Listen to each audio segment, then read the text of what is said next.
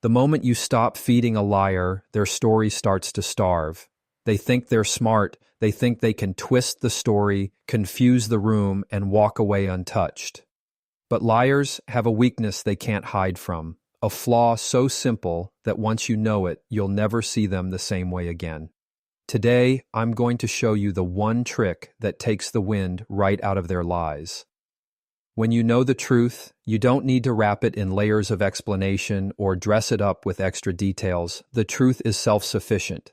It doesn't require defending from every possible angle, and it doesn't get stronger the more you talk about it. In fact, the opposite happens. Over-explaining is often the fastest way to lose your power in a conversation. It's like pouring water on a fire and then continuing to pour until you've drowned the whole campsite. What could have been a controlled, impactful moment turns into a flood of unnecessary words that give the other person room to twist, turn, and pull you off track. Liars understand this better than you think. They know that if they can get you to defend yourself repeatedly, they can control the direction of the conversation. They can poke at one small point you made, ignore the bigger truth, and keep you chasing them in circles. The more you talk, the more opportunities they have to confuse you, to make you doubt yourself, and to present their own version of the story as equally valid. You think you're clarifying, but to them, you're giving ammunition. The real power lies in simplicity. When you state your truth once, clearly, firmly, and without the fluff, you plant a flag in the ground. You make your point unmistakable, and then you stop talking. That pause isn't weakness, it's strategy. It forces the other person to deal with what you've just said without distraction, without escape routes, and without a mountain of words they can try to climb over or dismantle. Silence is uncomfortable for most people, but it's especially uncomfortable for someone who isn't telling the truth. A liar relies on movement, verbal movement, emotional movement, mental movement. They thrive when the conversation is constantly shifting because a shifting conversation is harder to pin down. Silence is the opposite of that. It freezes the moment in place. It makes them sit in the spotlight of their own words. And that stillness? It's where cracks start to form. Think about it. When someone tells a lie, there's a part of them that's already planning what to say next, how to adjust their story, or how to respond to possible challenges. If you keep talking, they can adapt in real time. But when you stop, when you leave the air still, their mind doesn't get to skip ahead. They have to sit with the version they've already given. They start to replay it in their head, checking for flaws, searching for what they might have missed. That pressure grows with every passing second of quiet. Most people, when confronted with silence, rush to fill it, and liars are no different, except that their instinct to fill it often leads them deeper into their own trap. They'll start adding more details, hoping to patch up the gaps, but those extra details become new points they have to defend. The more they add, the more likely they are to contradict themselves. You didn't have to catch them, you just gave them the space to catch themselves. The key here is self-control. It's resisting the urge to keep proving your point because you feel the weight of injustice. It's learning to value effectiveness over expression in moments where the truth is on your side. You're not withholding words because you don't have enough to say. You're withholding them because you know you don't need to say more. That's the mindset shift. If this feels unnatural, is because many of us are trained to think that the person who speaks the most is the person who wins. From childhood debates to workplace arguments, we're conditioned to keep piling on evidence until the other person has no choice but to agree. But with liars, that doesn't work. They don't operate in the same rule set. They're not waiting for your evidence so they can weigh it fairly. They're waiting for your evidence so they can bend it. So you flip the game. You stop making it easy for them. You give them as little as possible to work with, and you let the truth do its own heavy lifting. A short, confident statement forces them to carry the burden of the next move. They either have to challenge your statement directly, which risks drawing attention to their own weaknesses, or they have to let the silence stand, which feels like giving up control. Neither option is comfortable for them. This doesn't mean you become cold or robotic. You can deliver your truth with calmness, kindness, even empathy, but you do it once. No repeats, no extras. The moment you start rephrasing yourself to make them understand, you've shifted into their terrain. You've turned your truth into something they can spin. Your job is to protect your truth, not to package it in a way that makes it palatable to someone who isn't looking for the truth in the first place. It also doesn't mean you refuse to answer reasonable questions. If someone genuinely doesn't understand a point you've made, you can clarify, but you do it with precision, not with a flood. You answer exactly what was asked, no more. Think of it like chess. You make the move that's needed, not a dozen extra moves just because you can. There's a deeper psychological layer to this too. When you stop over-explaining, you communicate confidence, both in yourself and in your position. People who know they're right don't scramble to defend themselves from every angle. They trust that their statement stands on its own. This calm assurance doesn't just protect you from manipulation, it earns you respect from anyone else observing the exchange. Even if they don't know the full context, they can see who's steady and who's scrambling. It's important to remember that silence is not passive. It's active. It's deliberate. It's a choice that shapes the flow of the conversation as much as any words you speak. By controlling the tempo, you're controlling the dynamic. The liar wants a fast, chaotic rhythm where they can slip things past unnoticed. You slow it down to a steady, intentional beat where every word lands like a weight. Practice helps. It might start with small interactions. When someone challenges you, try answering in one clean sentence and then waiting. You'll feel the urge to keep talking, to fill the space. Don't. Let the silence breathe. Notice how the other person reacts. Over time, this restraint becomes more natural, and the power of it becomes more obvious. In moments where the stakes are high, this skill becomes invaluable. You're no longer caught in their whirlwind. You're anchored, clear, and untouchable. You give them nothing extra to twist, and in doing so, you take away the control they thought they had. It's not about being louder, faster, or more aggressive. It's about being precise, deliberate, and confident enough to let the truth stand on its own. And once you master that, you'll see why this is the one trick liars truly hate. Most people don't realize how powerful it is to simply hand someone their own words back. Not twisted, not exaggerated, not paraphrased, just exactly what they said, delivered calmly, like you're holding up a mirror. This isn't sarcasm or mockery, it's a precise, quiet move that puts the weight of their statement back in their hands. And liars hate it because their words sound different when they're no longer coming out of their own mouth. A liar relies on controlling the flow of the conversation. They pick their words carefully, often sliding them past quickly so you don't have time to dissect them. They bury questionable statements in a sea of other comments. They count on you to argue against them because once you argue, they can argue back, and the truth becomes just one more opinion in the mix. But when you repeat their own statement back, you're not arguing, you're not adding anything new for them to work with. You're freezing the moment in place, forcing them to hear exactly what they've chosen to put into the world. There's a psychology to this. Words often feel different when they're spoken versus when they're heard. A person can convince themselves their statement sounds reasonable until they hear it from someone else's lips. Sometimes, even without confrontation, that echo makes the flaw obvious. It's like holding up a painting to better lighting. Details they thought would stay in shadow suddenly become clear. When you do this, the delivery is everything. Your tone should be calm, steady, even neutral. You're not spitting their words back with venom or rolling your eyes as you say them. You're simply reflecting. Imagine you're reading it off a page without judgment. The power comes from the fact that you're not injecting your own opinion into the moment. You're letting their own words carry the weight. Let's say someone says, "I never said that you couldn't go, I just said it might not be worth it because no one really wants you there." Instead of instantly defending yourself or attacking their insult, you might respond with, "So you're saying no one really wants me there?"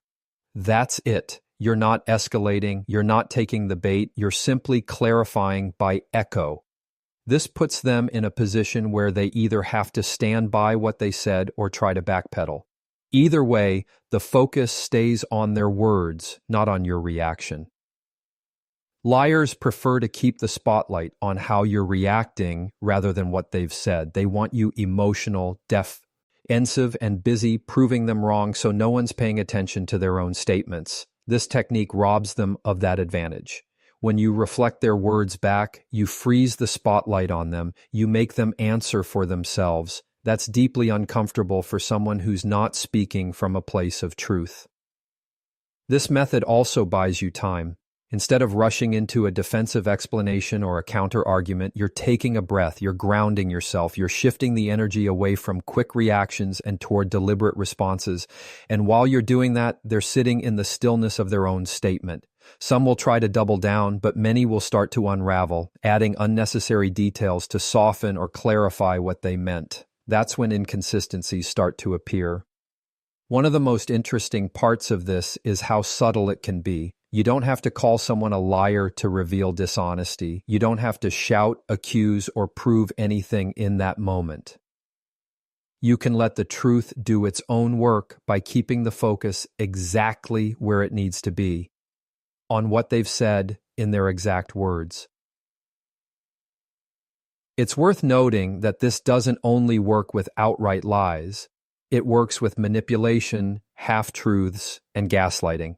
If someone tries to reframe reality in a way that makes you question yourself, repeating their exact phrasing can cut through that fog. It's a gentle but firm way of saying, "I heard you. This is what you said. Do you still want to stand by that?" Of course, this takes practice. The natural instinct, especially when faced with dishonesty or manipulation, is to fight back with your own words. But this isn't about fighting. It's about focusing. It's about putting the weight back where it belongs. Start small.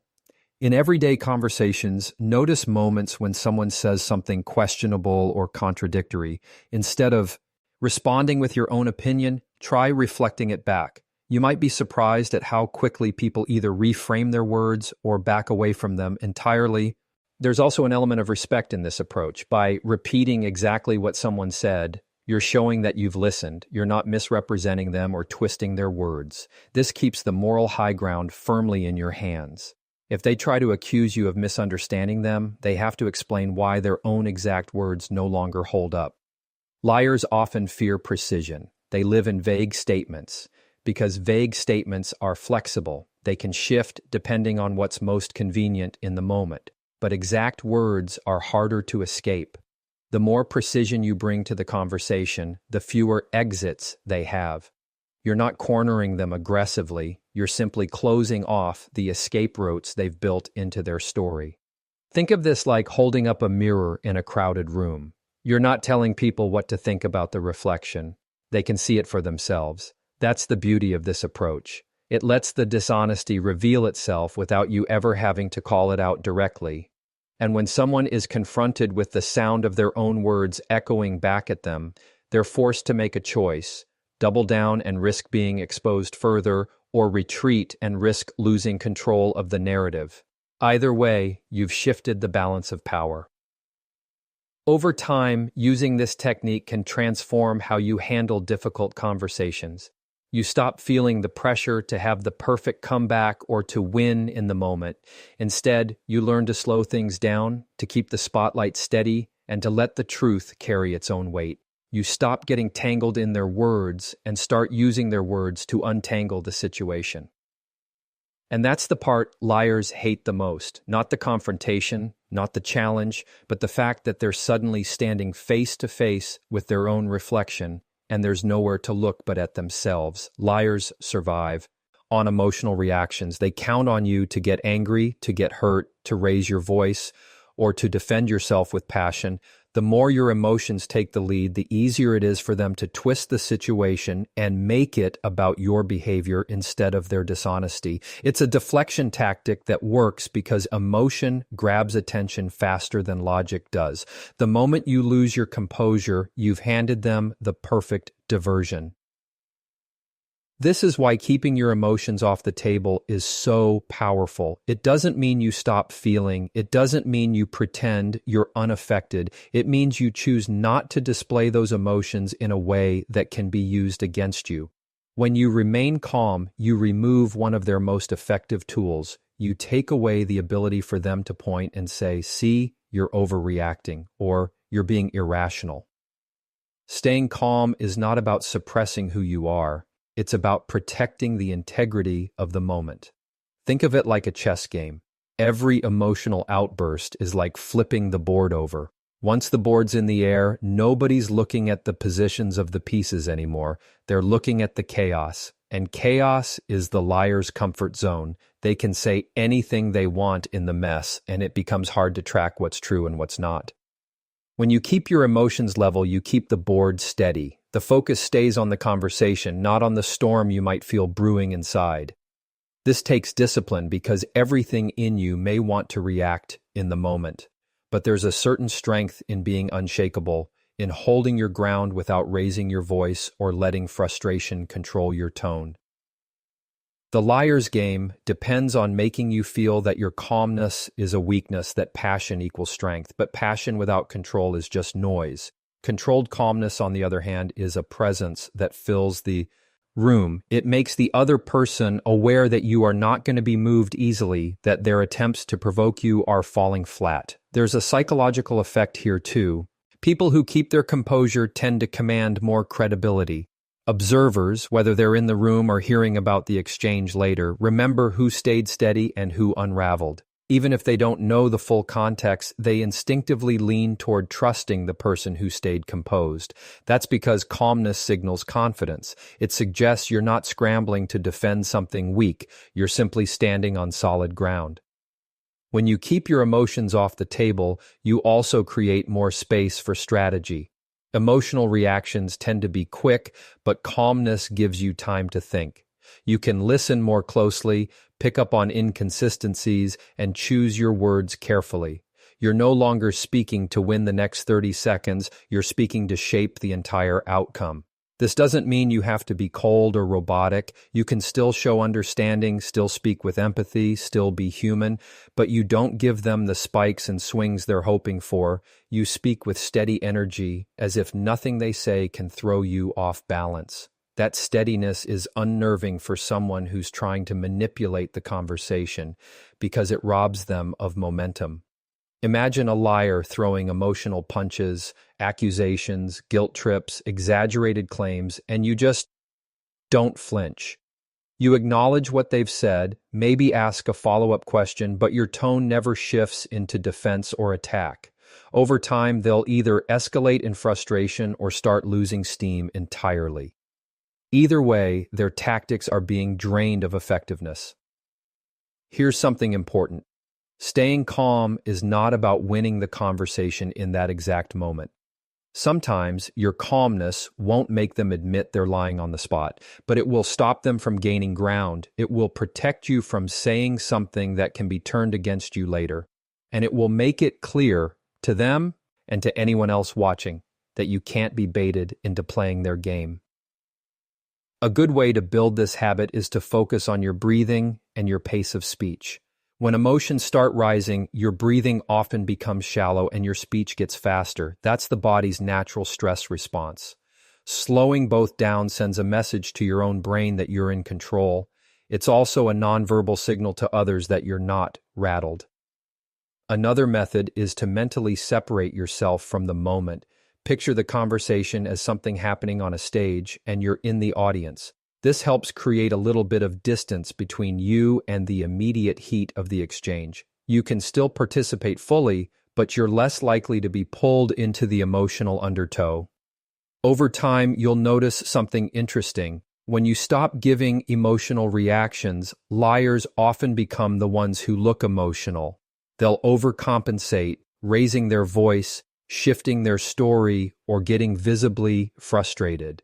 And the more emotional they get while you stay steady, the more obvious it becomes to everyone that there's a difference in credibility. The best part is that this approach doesn't just protect you in conversations with liars. It protects you in every high-stakes interaction. In business, in relationships, in negotiations, staying calm keeps you from being pushed into decisions or statements you'll regret later. It keeps your energy focused on the facts instead of the drama. Yes, it can feel unnatural at first. You may worry that not showing your emotions will make you seem cold or detached. But there's a difference between detachment and discipline. You're not ignoring how you feel, you're simply choosing the time and place to express it. Not every battle is worth fighting in the moment it's presented to you. Sometimes the smartest move is to stay still and let the other person reveal more than they intended. When you protect your emotions, you protect your clarity. You keep your mind from getting clouded by anger, hurt, or the need to prove yourself. You stay in control of your choices, your words, and your presence. And that's what makes it so effective, because a liar can argue with your words, but they can't argue with your composure. Liars hate specifics. Vague statements are their safe zone because vagueness gives them room to move, change their story, and adapt their words to whatever benefits them in the moment. Specifics, on the other hand, are fixed points. They can be checked, compared, and measured against reality. The moment you start asking detailed questions, you take away that flexibility. You're not confronting them with accusations, you're quietly shrinking the space they have to hide in. When you ask broad questions like, "Why did you do that?" or "What happened?" you give them room to fill the answer with generalities. They can wander through the explanation, skipping parts they don't want to talk about and padding the rest with distractions. But when you ask something exact, "What time did you arrive?" "Who was with you?" "What did they say to you first?" You're creating anchor points they have to stick to. And the more of those anchor points you set, the harder it becomes for them to keep their story straight. The beauty of specific questions is that they sound harmless on the surface. You're not accusing, you're not raising your voice, you're simply asking for clarity. But in doing so, you're forcing them to commit to details they can't easily rewrite later. That's where lies start to break down, because a dishonest story usually gets built for the moment, not for the long haul. It's designed to survive one conversation, not multiple retellings. Details are where truth lives. Someone telling the truth can usually recall small concrete elements without much hesitation. They might even offer more detail than you asked for because they're remembering the event as it happened, not trying to construct it from imagination. Liars, on the other hand, often get uncomfortable when pressed for specifics. They may hesitate longer before answering, change the subject, or give vague answers to very precise questions. Each of these reactions tells you something valuable. One effective approach is to follow each answer with another specific question. If they say, "I left the house at about 8, you might ask, "Was it closer to 8 o'clock or 8:30? If they say, "I saw a few people there," you can follow with, "Who exactly?" You're not attacking, you're simply showing interest in the details. But while you're doing that, you're also creating a web of commitments. The more they speak, the more those commitments have to align. Over time, liars can't keep all those details straight because the false parts of their story require constant mental maintenance. They have to remember not just what they said, but what they didn't say and how those things fit together. The more specifics you ask for, the more mental strain you place on them. Eventually, the inconsistencies start to show. They might contradict themselves, forget what they told you earlier, or avoid answering altogether. Each of those is a signal you can use to understand the truth more clearly. Asking detailed questions also has a calming effect on you. Instead of reacting emotionally to a possible lie, you're stepping into the role of a curious observer. You're focusing on gathering information, not on winning the moment. That shift in mindset keeps you steady, which makes it even harder for them to manipulate the conversation. The key is to stay consistent in your tone. Specific questions lose their power if they're delivered with obvious suspicion or hostility. Keep your voice level, as if you're just trying to understand better.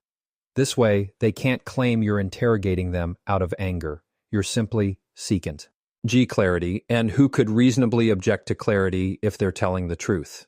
This technique is also useful when you're dealing with partial truths.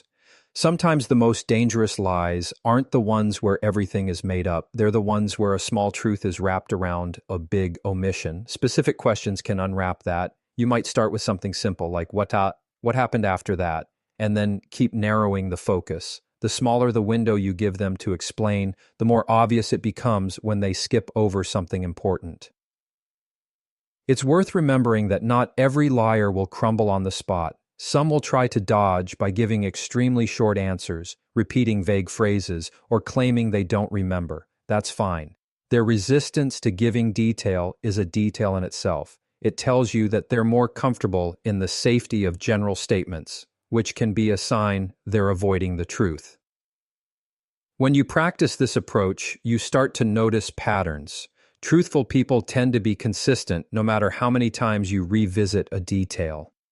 Dishonest people often get frustrated when you return to a specific point because it forces them to rebuild the lie in real time. The more they have to rebuild, the more cracks appear. Specific questions can also be layered. You might begin with a simple, "What time?" Then, later in the conversation, you can circle back. "Earlier you mentioned you left at 8 o'clock. What made you decide to leave then?" This not only checks for consistency, but also gives them another chance to trip over their own story if it's not grounded in reality. There's a subtle authority that comes with this style of questioning. You're not overpowering the conversation, you're directing it. You're setting the pace, choosing the focus, and deciding when to move forward or circle back. Liars don't like that loss of control because it limits their ability to steer things away from dangerous territory. Then, if you never get an outright confession, this technique can reveal enough inconsistencies to show you where the truth likely lies. And sometimes, that's all you need. You don't have to force someone to admit they lied in order to protect yourself from their dishonesty. You just have to see the patterns clearly enough to make your own decisions from a place of awareness. The more you use specific questions, the more natural it becomes. You'll start to notice opportunities in everyday conversation to get clarity without being confrontational. And once you see how effective it is, you'll understand why liars despise it. It takes away the shadows they rely on and replaces them with sharp, bright lines they can't step over without being noticed. By focusing on details, you take the conversation out of their comfort zone and into a place where the truth is easier to see. And while they might try to resist, dodge, or redirect, the quiet persistence of your questions will keep guiding the exchange back to the one thing they can't fake forever: the facts.